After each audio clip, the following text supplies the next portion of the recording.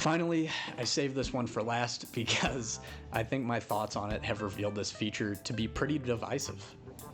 So some people love it and other people hate it, and for me, I'm in the latter camp. It is the sustained pressure system. I just cannot get past the fact that there is no good reason for this to exist. I understand why it exists, which is to deter people from playing skill zone and reward people who get a lot of possession, but I think they just completely missed the mark in finding a solution for this. The reason skill zone was especially prevalent in NHL 23 is because there were no good defensive tools to challenge your opponent with, at least no consistent ones. I can go for a guy in the corner with a hit, but am I going to hit him and knock him off the puck, or am I just going to roll off him unrealistically? I can be aggressive with a poke check, but is the puck carrier just going to lose the puck for 0.1 second and then immediately pick it right back up? I can't even use the stick lift. All I can really do is commit to not committing to anything.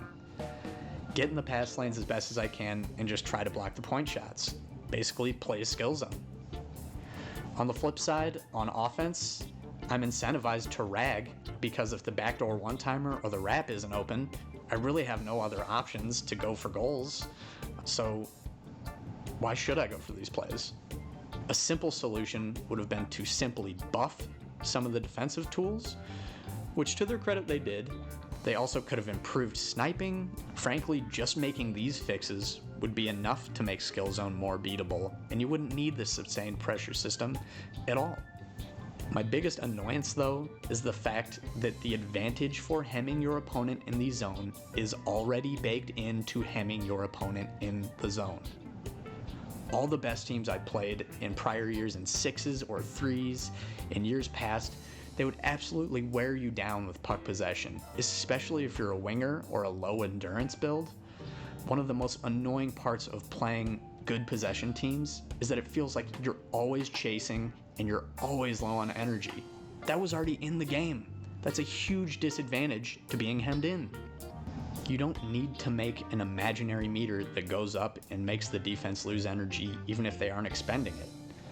I know people like to make posts on Reddit and Twitter, and we all see these posts where it's some guy who had way more puck possession and shots than his opponent, and he lost. And, the title's like, "Thanks, EA," or something like that. Like, EA definitely saw these posts and wanted to fix that, but they did it in the most dumb way. Frankly, I've played lots of games where guys played a great possession game, but they sucked at creating scoring chances. If I can keep my opponent to the outside and prevent them from getting quality scoring chances, then frankly, they don't deserve to be rewarded for just possessing the puck. I think too many people think possessing the puck is necessarily a skill, and in 3s mode in particular, it's insanely easy for anyone to rack up possession time because there's so much open ice. In 1v1, it's easy because the AI is brain dead. Not to mention, in 1v1 game modes, you have line changes. The advantage is even more baked into 1v1 game modes because you have line changes. The more you hang on to the puck, the harder it is for your opponent to get a line change and get more energy, the harder it is for them to counterattack when they've been hemmed in. So that's why, once again, a much better solution for at least EASHL would be introducing line changes to EASHL. This would give you an even greater advantage when possessing the puck in the zone for long periods of time. You could replenish your energy by changing it up while holding the puck in the zone. Your opponent is likely to get tired and desperate and make a bad change. It's just such a better solution than the sustained pressure system in literally every way. The only real knock on it, I would say, is that it would take a lot more work to implement from the dev team, and I doubt we'll see it anytime soon for that reason. So for now, I think the best solution would just be keeping the goalie fatigue system, reworking it a little bit, and then just entirely getting rid of the sustained pressure system because it makes no sense. But what do you guys think?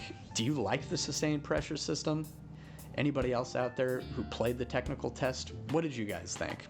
Be sure to let me know down in the comments. I hope you guys liked this video, and I'll see you in the next one.